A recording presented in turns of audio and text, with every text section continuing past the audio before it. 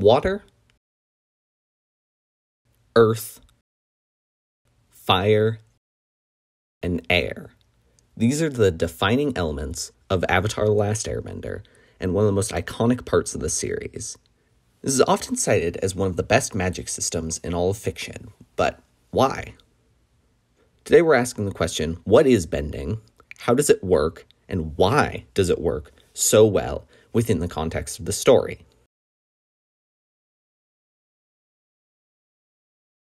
Waterbending is the first style of bending we see. It is used by the water tribes, who were taught bending in ancient times by the ocean and moon spirits Twi and La. It can be used for combat or healing. Villainous waterbenders are cold as ice, often employing water in its solid form, or even blood bending.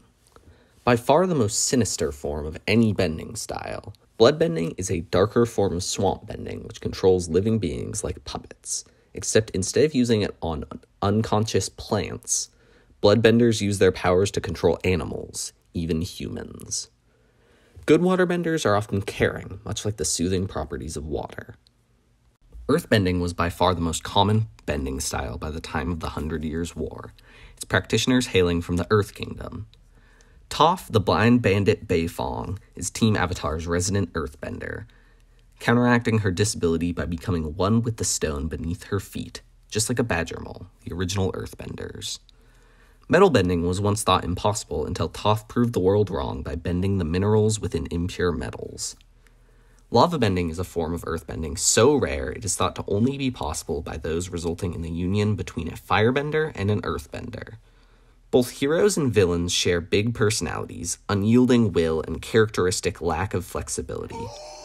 Good earthbenders are brave and stoic, while villains are as focused as shards of obsidian, pursuing their goals relentlessly and without remorse. Firebending is an extremely militant and aggressive fighting style used by the people of the Fire Nation. Precision in firebending is key, unlocking the power to channel one's chi into lightning or generate the far hotter blue fire. Most firebenders rely upon their anger and hatred for power, others their passion and ambition. These villainous traits embody the power of fire as a destructive force, but that is not all fire is. Fire is heat, heat is energy, and energy is life. Firebenders make some of the most formidable villains, and many of the most stalwart heroes, none more embodying the duality of fire than Fire Prince Zuko. Zuko went from an arch-rival to the Avatar to his dearest friend, even managing to learn the original firebending style from its original masters, the dragons, after his ancestors were nearly their extinction. Airbending is the fourth school of bending and is by far the rarest. The air nomads were a race of monks and nuns who detached themselves from the material world to find spiritual enlightenment. Due to their spiritual nature, all air nomads could airbend. Because of the threat they posed to the Fire Nation expansion, every last air nomad was killed during the outbreak of the 100 Years' War, all except one, the Avatar, who disappeared for a whole century before returning to save the world. He and his descendants would be the only airbenders left until harmonic convergence restored airbending to the world. True spiritual enlightenment through airbending can occasionally unlock the power of flight, similar to that of its original masters, the Sky Bison, a feat which has only been achieved twice. Airbenders are compassionate and pacifistic, unbothered by the material issues of wealth and politics. This can lead to the more ideological of them to descend into villainy if their beliefs are not properly tempered by loyalty or compassion, since they are unburdened by simple morality. The fifth element is represented by non-benders. They may not have the magic on their side, but many have turned this weakness into a strength. Non-benders are diverse in nation and personality. Unburdened by any over-reliance on bending, many of the greatest warriors, leaders, inventors, and entrepreneurs are unable to control an element. Commoners and kings, they are truly the unsung heroes of Avatar: The Last Airbender. Represented by Sokka and Suki, sword and fan, but more importantly, pen and mind. Non-benders, whether heroic or villainous, have a variety of character traits, but usually seek to magnify their lackluster power with strategy and skill, making them cunning and able opponents. A magic system is nothing if it does not improve its story, but the bending arts fit perfectly into the setting, story, and themes of Avatar: The Last Airbender.